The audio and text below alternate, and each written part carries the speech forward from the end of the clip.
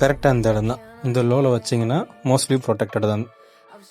இந்த மாதிரி லோ கீழே வைக்கிறதோட கொஞ்சம் எக்ஸ்டெண்ட் பண்ணி வச்சிங்கன்னா மோஸ்ட்லி உங்கள் எஸ்எல் வந்து சேஃபாக தான் இருக்கும். அது ரேஸ்ட்டு டைமில் மட்டும் லைட்டாக ஸ்டாப் ஹண்டோ இல்லை செஷன் ஓப்பன் பண்ணுறதுக்கு மேலே என்ட்ரி எடுத்திங்கன்னா எஸ்எல்லாக வாய்ப்பு இருக்கும். ஸோ சேம் தான், அதே தான் செல்லுக்கும். ஸோ ஓபி டேப் பண்ணுது, அங்கேருந்து செல் எஸ்எல் கொஞ்சம் மேலே. இந்த இதில் முக்கியமான விஷயம் நீங்கள் பார்க்க வேண்டியது என்னென்னா, எப்போவுமே லோக்கோ இல்லை ஹைக்கோ மேலே தான் உங்கள் எஸ்எல் இருக்கணும். இதில் இன்னொரு முக்கியமான விஷயம் இருக்குது.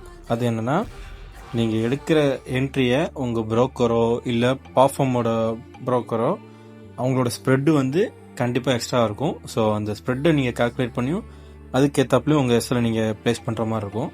ஸோ ஏன்னா அன்சர்டனிட்டியாக ஸ்ட்ராங்காக மூவ் வரும்போது ப்ரோக்கரில் வந்து ஸ்ப்ரெட்டு கொஞ்சம் எக்ஸ்ட்ராவே இருக்கும். அதை எனக்கு தெரிஞ்ச ப்ரோலாம் சொன்னார்.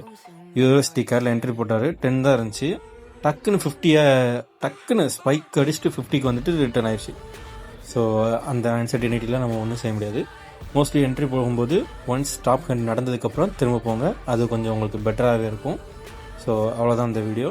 இந்த வீடியோ பிடிச்சிருந்துச்சுன்னா கண்டிப்பாக லைக் பண்ணுங்கள், ஷேர் பண்ணுங்கள், மறக்காமல் நம்ம பேஜை ஃபாலோ பண்ணிக்க.